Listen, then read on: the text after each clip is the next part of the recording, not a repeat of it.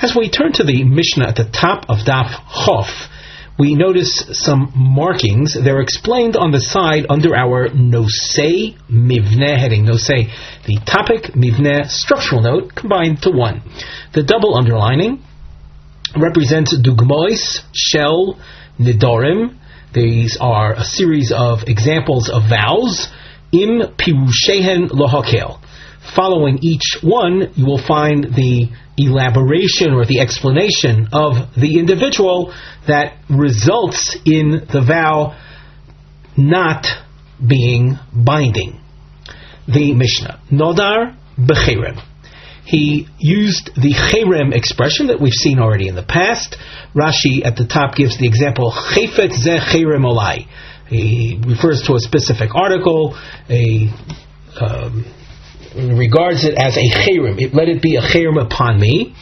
And then he continues to explain, as we continue in the Mishnah, V'omar lo nadarti ela b'cheremo shel yam.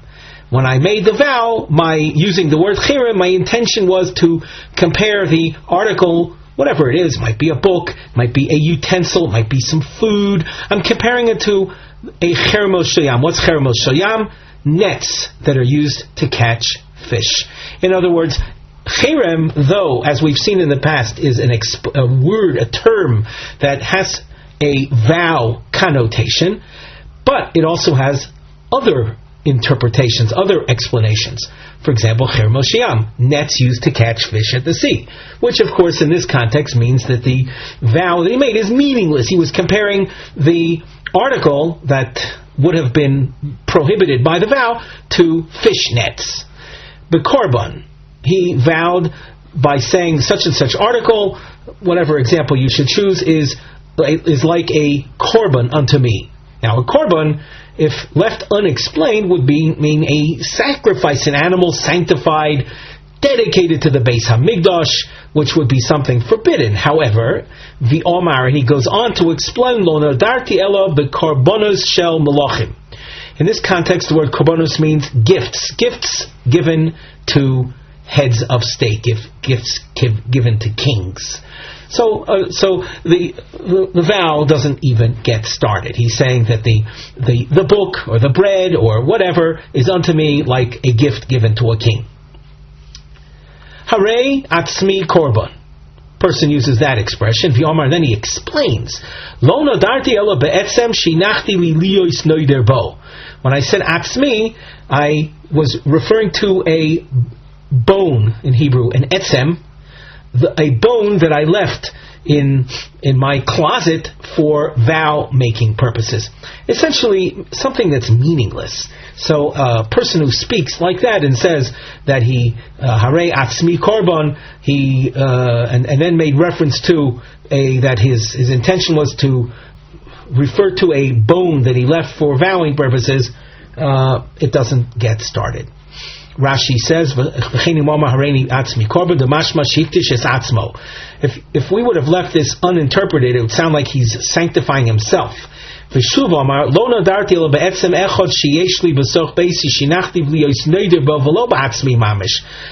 vowed in a bone that I left for vowing purposes. I wasn't referring to myself literally. Another example. He made a vow using the konom expression, again a kinui for korban. This is what we've seen in the past, and if left uninterpreted, so he's saying that he's forbidding himself from benefiting from his wife. However, he then explains, V'yomar lo nadarti elo b'ishti harishona shigirashti. When I made a reference to my wife, I was referring to my first wife that I've already divorced. So with that interpretation, his own wife, his current wife, is totally allowed. Al kulon ein nisholan lahem. Regarding any of these, all of these examples, there is no need to seek out absolution. In other words, this would imply that there is no vow whatsoever. Now the Mishnah goes on to say things that the Gemara will have to explain. It's very unclear at this point. The Mishnah goes on to say, V'im nishalu, and if the speaker sought out absolution, then we impose a penalty upon him, and we are strict with him. This is Rebbe Meir's opinion. We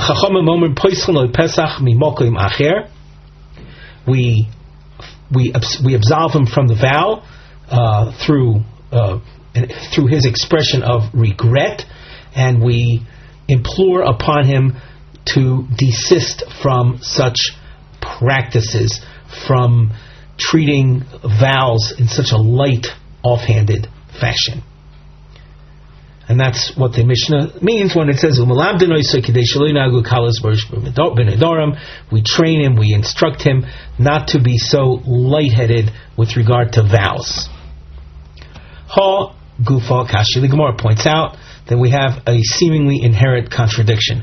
And on the side of the Gemara, we have the topic heading, Yishuv Stira. The object of the Gemara here is to resolve a seeming contradiction. Ha Gufa Kashya, B'divrei HaMishnah. Within the Mishnah, Shekatoni, it said, Ein Nishalin. There's no need for absolution. V'hadar Katoni, Im Nishalu, On Shenoso, Machmir Aleh. And then Mishnah goes on in the same breath, practically, to say, well, if they were sought out for absolution, we deal with him strictly. So now, the Gemara. Ha Gufa Kashya. The Gufa means the Mishnah is inherently problematic. Amris, you say on the one hand, Einish Olin Alehen, which would imply that they are not subject to being absolved.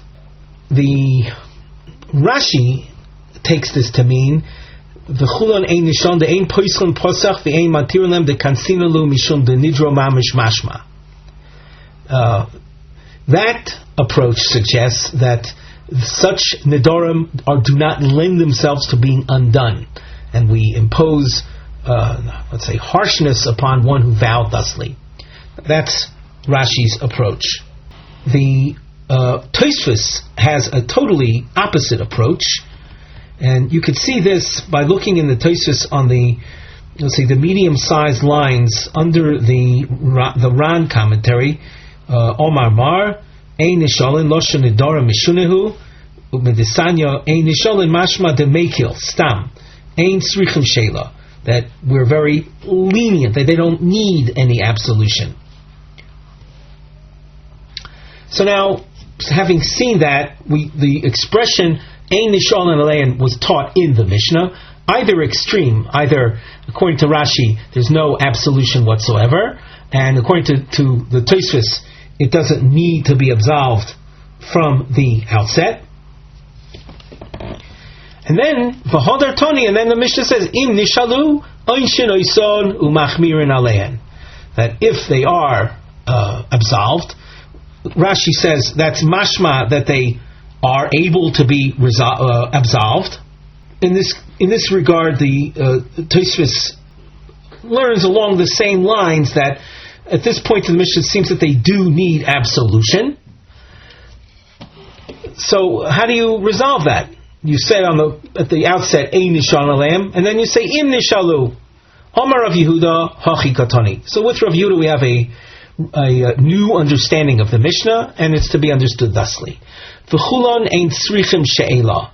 All of the vows that were featured in the Mishnah don't need any absolution. B'amed v'amurim b'talmud chacham. That is when you're dealing with a Torah scholar. It's very out of character for a Torah scholar to vow. And if he vows, it's something that's very happenstance, very unusual, and very much in passing. And therefore, there's no fear that if he does this, if he utters this type of vow, that he'll continue to be loose with vows. However,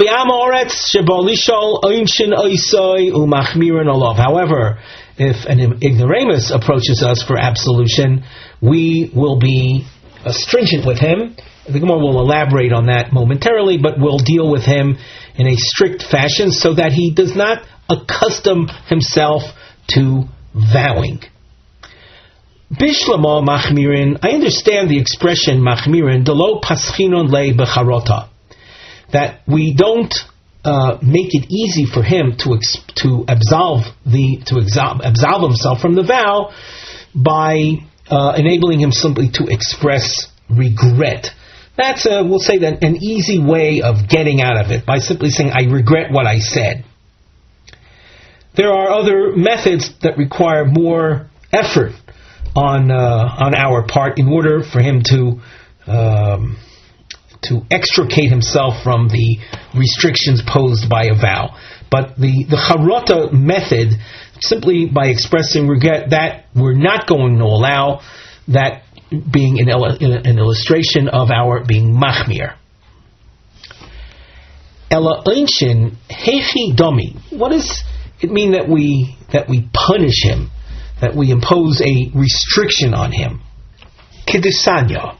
In order to answer einshin, so we learn the following brisa, which deals with a Nazirus vow, and then we'll use this as an example, as a precedent for understanding the concept of einshin oisai.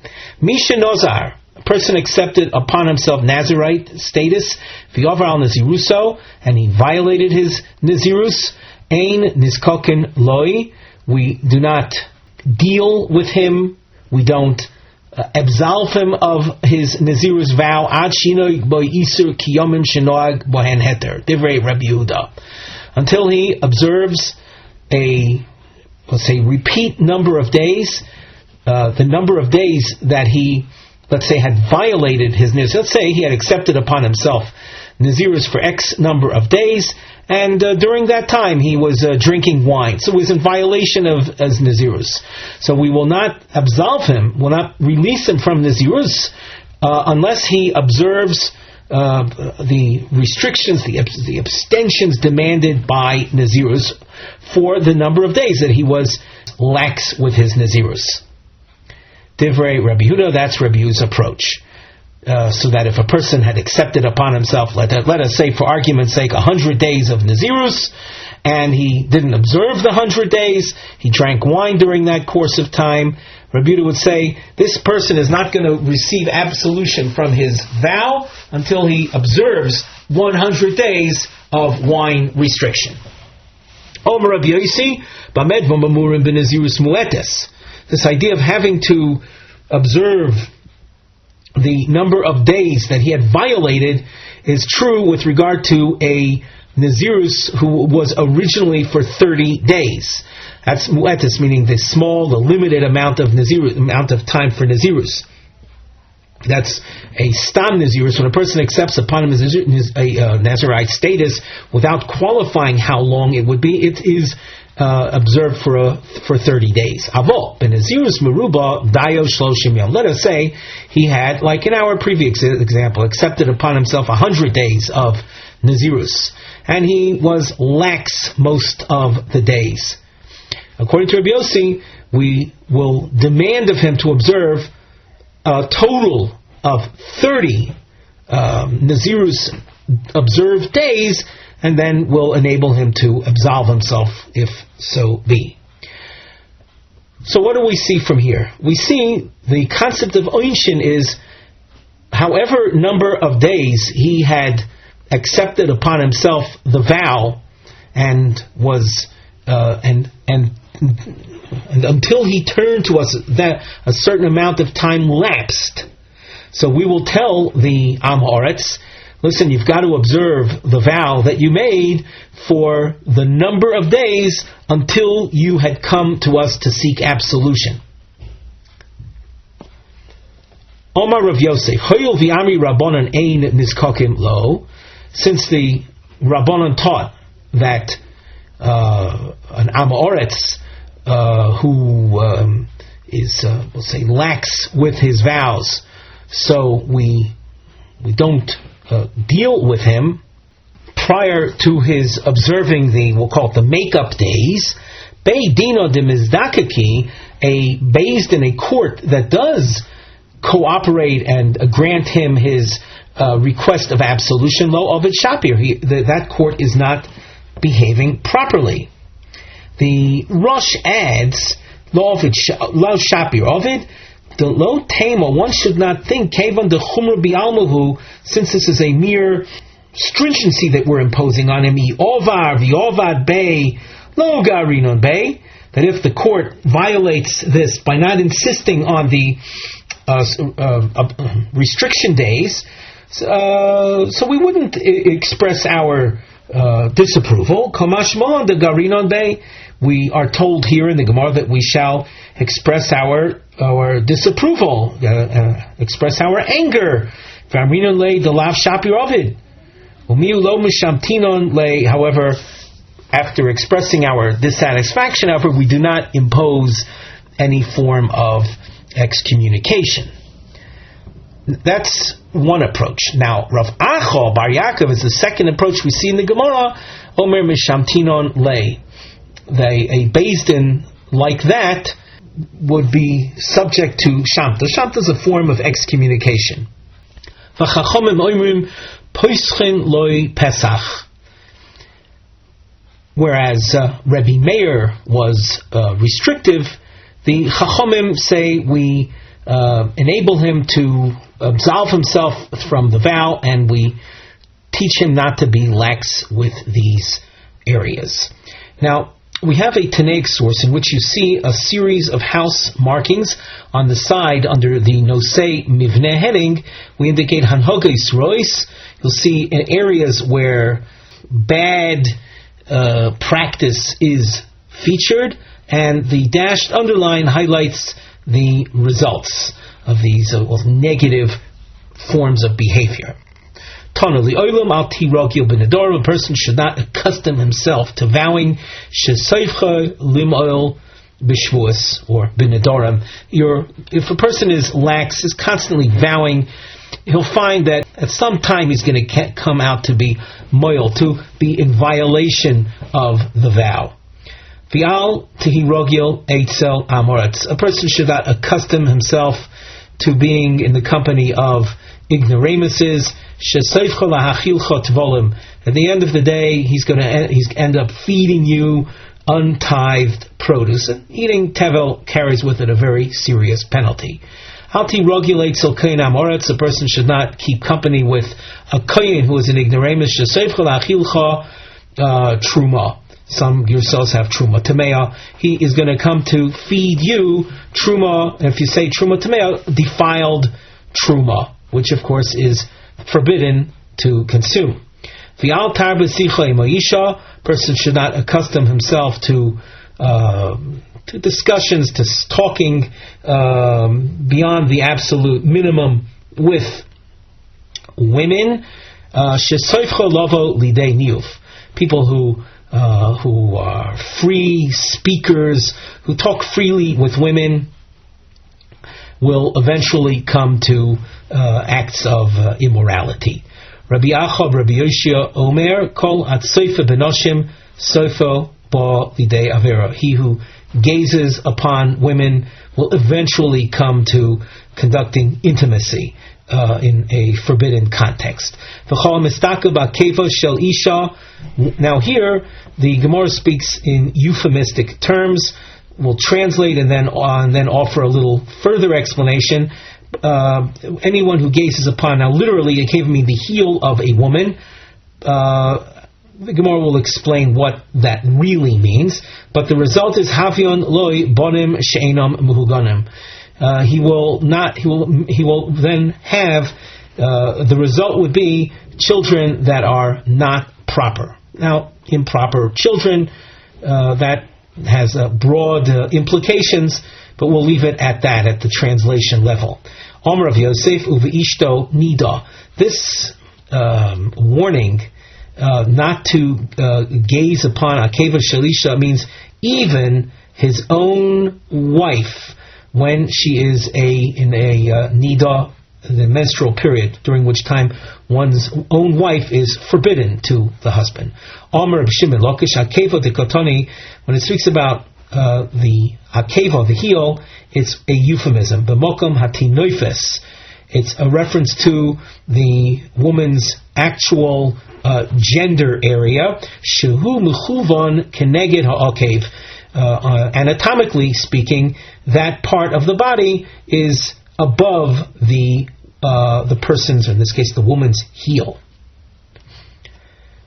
As we go on in the Gemara, I want to point out, and maybe by way of disclaimer, mention that from here till the end of the parak, which was end of today's shiur, is the Gemara deals with areas that demand modesty, especially in the context of a Gemara markings Daf Yomi shiur, which we present to the public. There are areas that one should be cautious, exercise modesty, realizing that we're dealing with matters of intimacy, and that really does demand modesty, and certainly in a public setting, and also on a private level as well.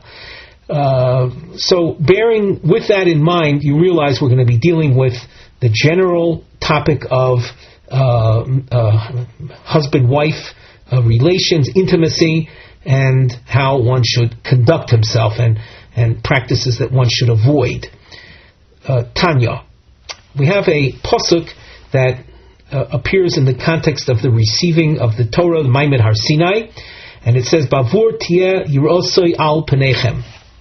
The giving of the Torah is associated with a people that understand what it means to be God-fearing. And what does the term al penechem mean? Zubusha.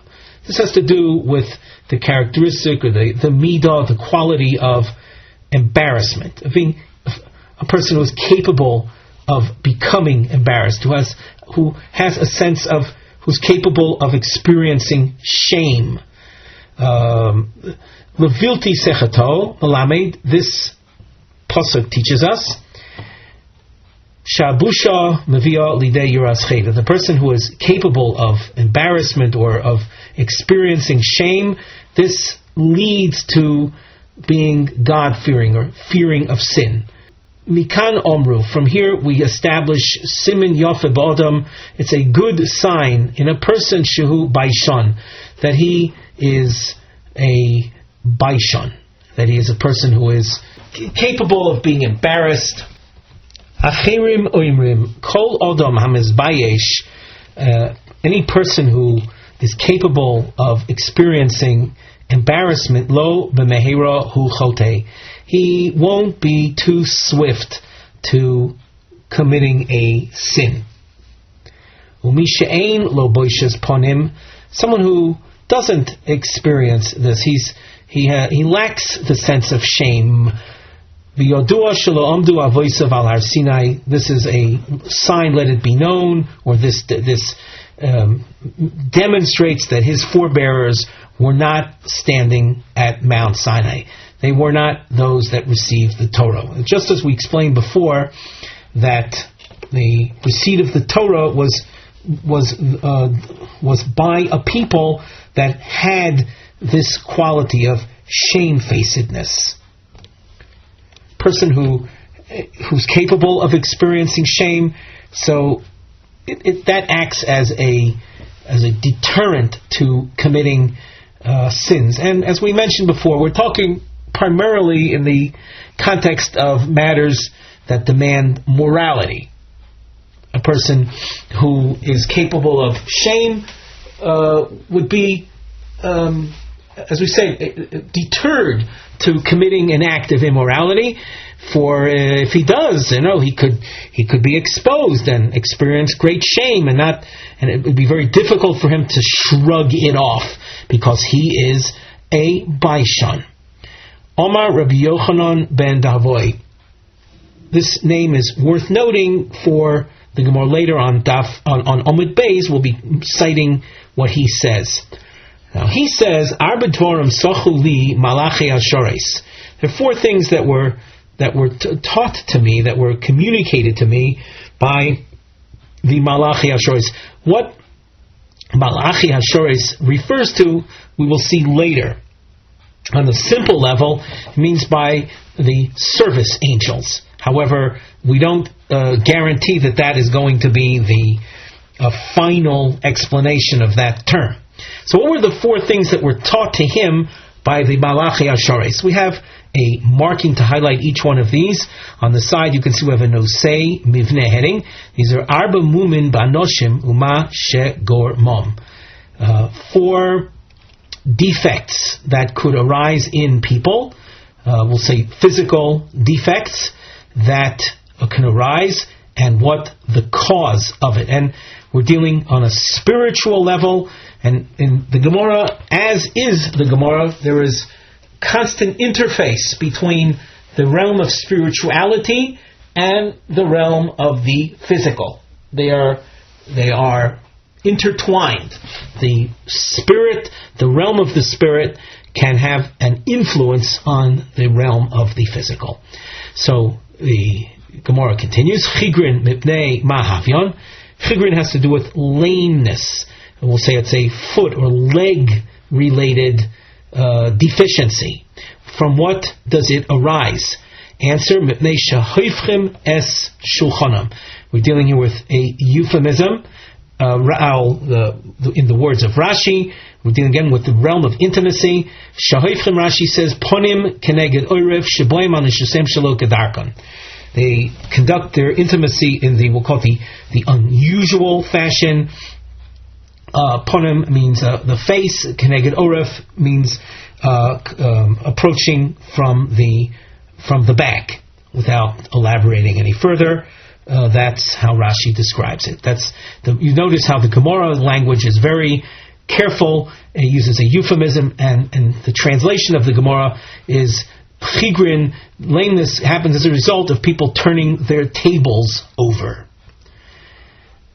Ilmim mitnei mahavyon. Muteness, lack of speech. Where does that come from? Mitnei shemenashkim al oisa mokom. Because there is a menashkim, a kiss. They kiss that part of the anatomy that we're dealing with right now, and that's not, according to Rabbi Yochanan ben Davoy, that is not to be done, and that's what he was taught by the Malachi Ashores. Chershim mipnei mahavyon. Chershin has to do with deafness. What does it come from? Mipnei shemisaprin b'shas tashmish. Misaprin means they talk, they gab at the time of intimacy. I should say the Tosfos at the very bottom says Sheishlam l'shamish betzneah. This is we'll call it a violation of modesty. Intimacy should be done in a modest fashion. And this kind of couple, they do so with in an audible fashion. L'chein l'kach nasim havlodos chershim. You see, measure for measure, because they were behaving in an audible fashion, so their offspring become they lack the audio sense, namely they do not hear. The Gemara continues. Sumin mipnei mahavyon. Blindness. What is the cause of that? Mipnei shemistaklim ba'oisoi mokoim. Because they gaze upon that part of the anatomy that demands a sense of modesty. The Gemara raises a question. V'raminhu. We raise an objection to what was said here, and we'll be more specific when we get on in the Gemara, but from one of the points that we just saw here is going to be challenged. Shalu as Ima Shalom. There's some girsos that here, Devisu de Rabbi Ozer. Ima Shalom is the name of a woman, the wife of the great Tana Rabbi Eliezer. So she was asked, Mipnei Ma, and we continue at the top of Omid Beis, Bonayich Yefefian Bioser. What caused your children to be exceptionally handsome, exceptionally beautiful? Omro Lohen. So she says, regarding her husband, she describes their intimate life. Eino misaper imi. Now the word misaper here is a euphemism. It means intimacy. He doesn't conduct intimacy with me. Lo b'tchilas halayla v'lo b'sof halayla. Not at the beginning of the evening, nor at the end of the night in the early morning. Ela b'chatzos halayla. Only at midnight, at that time in the middle of the night. Then he conducts intimacy with me. If you notice in the Meforshim, the Ran at the top says V'lo b'tchilas halayla v'af b'sof halayla, likewise the end of the night. Noshim halchos b'shuk, women are walking outdoors. V'yitain daito aleim, and at that time he might think about women other than his wife. And as we go on in the Gemara, and particularly when you look in the commentaries here, this is a major preoccupation of the sages, that during intimacy a man is supposed to be totally focused on his wife. And in the case of, we'll see later on in the Gemara, in the case of let's say a bigamous relationship, a man has two wives, he must have his mind on the specific wife with whom he is conducting the intimacy. And that is an exceptionally important consideration, that Reb Ozer, he was afraid that if he were to have intimacy at a time of day, at the time of evening, when women, I'm adding now an element of my own understanding here, is when women might be heard outdoors. They're walking in the early evening and at the early morning, break of dawn. Women are outdoors, and I'm adding, as I said, my own interpretation. He might hear their voices, and that would cause him to lose his, let's say, his focus on his own wife, and that is a problem. So she says that he had a very specific time for the intimacy, ukshu misaper, and furthermore, when he did conduct intimacy, megale tefach umechase tefach. Here we're going to just leave it at a literal translation level. There's more that needs to be looked into regarding this, but it means he would reveal, expose, it has to do with physical exposure, expose a tefach, a small part of one's body, and mechase tefach, and then cover it up. The Rosh says Kadesh Te'ira Yirav Ubusha Alponov. This type of behavior would increase the modesty element of it, an element of fear and embarrassment. Inami Shle'ehena B'Kiruv Basar, or that he would be distancing himself from too much, we'll say, physical pleasure. The Gemara continues.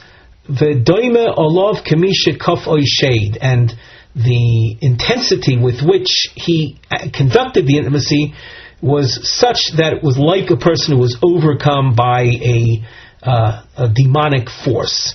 Rashi has two pshatim number on the third line from top. One is shebola b'koyach v'doime kamisha shade kafo. He came on with a certain amount of strength, with force, as if a demon had overtaken him. V'yisti amri. Another explanation is one of a modesty, that was completely covered, like a person who would be afraid of a shade. V'amarti lo, and I asked him, says Ima Shalom, I asked my husband, Matam, why do you behave this way? V'yomar li kedei shelo etenes einai b'ishacheres v'nimtzu bonov boyin lidei mamzerus. So he answered, all of my behavior here is in order for me to be totally concentrated on you and not think about another woman, and because thoughts like that would be, again, on a spiritual level, would be that the children that would result from a union, even though it's a husband and wife, but with his mind on other women, would be tantamount to producing illegitimate children. From this discussion, we see that his behavior was now. We mentioned Rashi's pshat before, but I think that in order to appreciate this, the question that the Gemara is raising, we saw on the top line and on the third line also this idea of misaper imi. Misaper would mean as well, we mentioned it had to do with intimacy, but it also has to do with on the simple level. He was speaking with her. He conducted speech, spoke and conversed with her at midnight when he had the intimacy. So what do we see from here? We see from here that there was talking, and on Omid Aleph, if you use your arrows, you can see on Omid Aleph we saw that Mesaprim B'Shas Tashmish was a negative thing. It led to deafness, to chirshus. And here we see that he was Mesaper. He did conduct conversation with her at Chatzos Halayla when they had their intimacy. The Gemara says, Lo Kashya. There isn't a contradiction. Ha b'mili detashmish, ha b'mili achrenaisa. If the conversation between husband and wife is focused on the actual act of intimacy, in order to appease her, to create more, let's say, conviviality between the couple, so that is allowed. The form of speech or topic of speech to which we express our objections, that's mili achrenaisa, other matters, things unrelated to what they are right now involved with.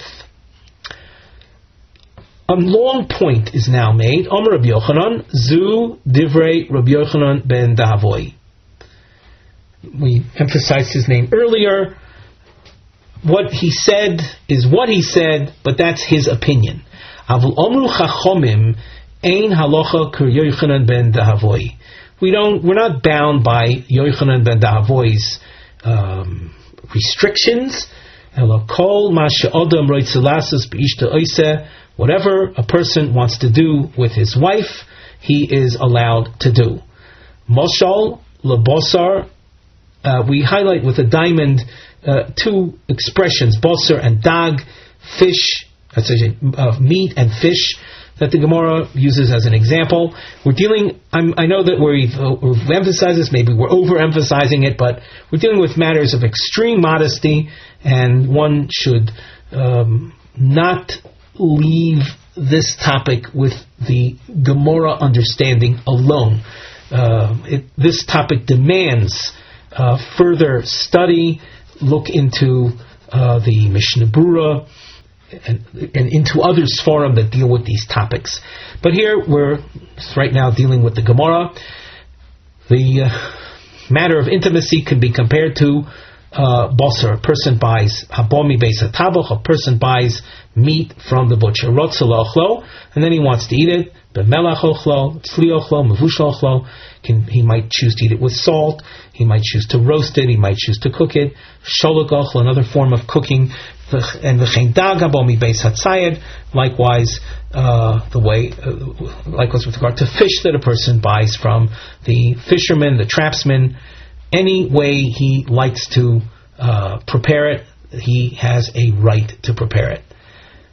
And that approach is quite more liberal, quite more open than the approach, the restrictive approach that Rabbi Yochanan ben Davoy had expressed at the bottom of Chof Amud Aleph.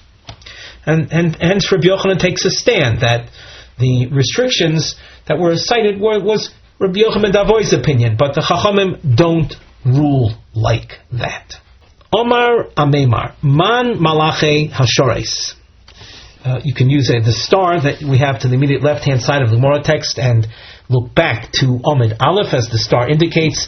And in that section of the Gemara, Rabbi Yochanan ben Davoy said 4 things were told him by the Malache Hashores. Here the Gemara asks, who are the Malache Hashores? The answer is Rabbanan. It's a reference to the scholars. Rabbi Yochanan ben Davoy was taught 4 things by the scholars. If one were to think that you're dealing with actual service angels, why would Rabbi Yochanan have said just a few lines above that, well, we don't rule like Yochanan ben Davoy? But everything Rabbi Yochanan ben Davoy said was told him by service angels. Inhu b'ki b'tzuras havlat fei. Wouldn't one assume that a service angel is all the more expert in what causes the formation and and deficiencies in a child's development. So if Rabbi Yochanan can, we'll say, dismiss Rabbi Yochanan Davoy, he's dismissing an opinion that was developed not through service angels, but through rabbis. And so some rabbis feel that way, and Rabbi Yochanan says other rabbis disagree and feel that let's say speech during intimacy or the other matters that were featured there, we saw Hoifchenes Shulchanam. Those things do not result in the deformity of children. So we have a legitimate machlokes, and we can say that only if you explain that Malachei Hashoros does not mean service angels. Why are the Rabbanon, why are the scholars, the Torah scholars, referred to as service angels? Answer: the Metzaini kemalachei Hashoros. There are different explanations as to what this expression means. The starred note tells you to look at Rashi and Maseches Kiddushin that describes the Rabbanon as being dressed in, if I'm not mistaken, in white, in garb that would remind one of what a service angel would look like. The Rashi here says the Mitzaini Shatufin Betzitzis. Mitzaini having to do with being wrapped in tzitzis, in a garment with tzitzis on it. The Ran, though, has a different approach, an approach that you'll find also in the Rosh. So we look at the Ran in the upper part of the narrow lines, the Mitzaini Malchei Shores, Shehein Mitzuyonim V'Nivdolim. They are separate. Mish'ar B'nei Adam.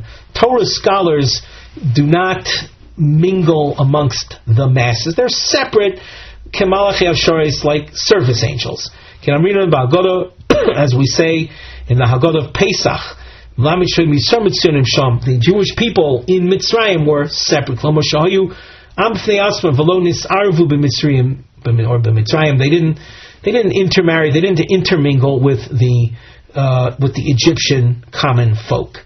If you study the Chumash, you'll see that Yosef had set his family, had set his brothers up in Eretz Goshen, a separate part of Egypt. On the side of the Gemara, in introducing the new markings, you see a triangle and double underline. The Gemara here will feature Shnei Maisim Im Noshim Shebo Lifnei Rabbonim, two incidents where women come to rabbis in Tamiyah with concern, with wonder, al hanhogas baleim, concerning their husband's behavior with them. Once again, within these matters. The Gemara, the triangle, Hahi dasoy lekame de Rebbe, a woman came with a complaint to Rebbe. Amra lo, Rebbe, she says to Rabbi Yehuda Hanasi, she says, Arachti loy shulchan v'havcha. Now, this expression of the shulchan hafuch, we saw on Omid Aleph, we saw 4 lines from the bottom. At the end of the line, they shahoifchine shulchanam. And we explained over there was ponim keneged oref. So she says that I set myself up, I set the table, and he inverted it, as we explained before. Omar law. So Rebbe says, if you find that questionable, there is no problem in your husband's behavior. BT Torah itiroscha vani ma'aselech. The Torah allows you unto him as he conducted himself, and there's nothing I can do for you. The Ran quotes a pasuk. HaTorah hetiroscha dichtiv. The pasuk says, Ki yikach ish isha shi lekucha lo lasos ba kol chefzo. Let's continue in the Gemara. Hahid asoy lekame de Rav. A woman came to Rav, Omar lo, and she said to him, Rebbe, arachti lo shulchan v'avchoi. Omar, Rav said, my shna min benisa. What's different between you and the case we saw above?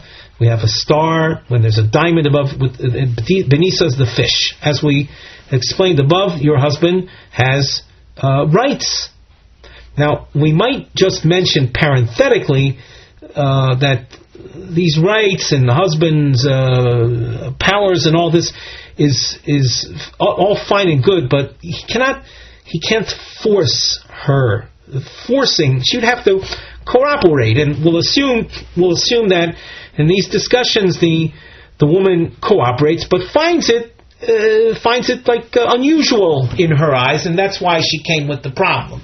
But let's say forced intimacy, that we'll see objections to that later as we go on in the Gemara.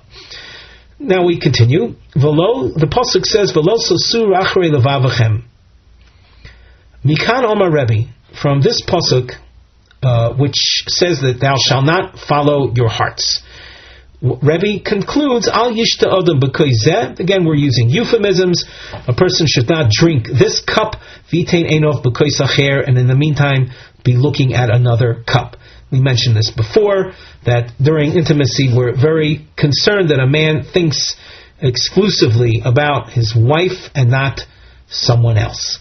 Omar Ravino lo nitzucha ela da'afilu shtei enoshav. This restriction of al yishtadam b'koizeh v'tein einav b'koisacher applies even to a man that has two wives. He's not thinking about other women, strange women. Even if he's thinking about, while having intimacy with wife number one, he's thinking about wife number two, we're taught not to behave thusly. This is, of course, Judaism. You could say Judaism reaching its heights, how halacha is involved with every aspect of the human experience, even this area, which is of great modesty, as we've indicated, we're dealing with intimate matters. And notice that the halacha has expectations of us, even on the we'll call it the mental level, the thinking level. This is a very refined area. Some people might react to how in the world can one's thoughts be dictated? And we answer yes. If you look in the Sefer HaChinuch on the topic of the Aseres HaDibros, specifically Lo Sachmod, where the Torah warns against coveting other people's possessions, the Torah is in fact governing how one even is to think. And ultimately one should realize that the Torah is interested in our own personal maximum benefit, maximum pleasure. So let us simply work with the assumption that for a truly fulfilling lifestyle, the Torah is not to be viewed. It would be a mistake, let us say, to view the Torah as some type of dictatorial effort on the part of the Ribono Shel Olam to restrict our lives into some type of straitjacket. Quite the contrary. By living this lifestyle, one will actually reach maximum benefit, maximum pleasure with his family life. We continue in the Gemara. Uvaroisi mikem hamordim va'poishim bi. The Ran refers to this pasuk. The word, I should say, in addition to the Ran, we also find the Rosh commentary says Baros Loshem Breira, choosing out, a separation, and I will separate from you the rebellious ones. Those are the Mordim and Poshimbi, the rebellious ones and the sinners. Who is being referred to over here? Omar Rebbe Levi, Elu B'nei Teisha Midos. These are people who are, literally the children of the 9 attributes. These are negative things. B'nei Osnas Mishagarach. It's an abbreviation, expression for the upcoming list of people. B'nei Ema, B'nei Anusa, B'nei Snua, B'nei Nidui, b'nei Tamura, b'nei Meriva, b'nei Shichrus, b'nei Grushas Halev, b'nei Irbuvya, b'nei Chatzufa. Now, in our Mark Gemaras, you might notice that we numbered up till 10. The Meforshim, though, explain that really 2 of the examples here are combined into 1. Hence, we're really counting 9. What are these people? Who are they? So these are people, so we'll call children of a couple, B'nai Amah, for example, Amah having to do with fear, where a man cast fear upon his wife, threatening her, and the result was intimacy against her will. And the result of that is children that are improper, bonav, that are not hagunim, because he dealt with his wife in this unacceptable fashion. The result, measure for measure, are children that are, we'll say, unacceptable. That's the B'nai Amah. B'nai Anusa, and here the Ran points out Anusa, that literally in other areas of halacha, it's a reference to rape. But as the Ran says, this is a situation that's worse than B'nai Amah. Here, he actually forces his wife into intimacy. And since the 2 are similar to one another, B'nai Amah and B'nai Anusa, so that's why they're really counted as 1 when tallying up all the numbers. You'll notice in our Gemara markings we put a little parentheses around the number 2, which we didn't do with any of the other numbers, indicating that the 2 here is a little different. It's really included together with 1. The B'nai Snua is a situation where a man hates his wife. He has intimacy with her, but as a result of that emotional state, he's thinking about another woman. And that's, of course, we're working along with the Ran in his commentary on these different people. B'nai Nidui, the case here is a man has relations with his wife when one of them has been excommunicated, and the Rosh is a little more elaborate than the Ran, and says that whether he or she have been menuda, they are Ozer in Tashmish Hamita. Number 5, B'nai Tamura. This is a case of a man who has relations with one of his wives, and he thinks it is the other one. B'nai Meriva. Meriva's argument. Rashi, the Ran adds, he doesn't really hate his wife, but he had an argument with her just before the intimacy. So he's having intimacy with her while feeling a sense of, we'll say, strain with her. B'nai Shichrus, a man who has intimacy while intoxicated. He's not thinking about his wife. B'nai Grushas Halev, this is a person who has resolved in his heart, he's resolved to divorce his wife. And in the meantime, before he actually divorces her, he has intimacy with her. And B'nai Irbuvya, regarding this, the Ran and the Rosh have different explanations.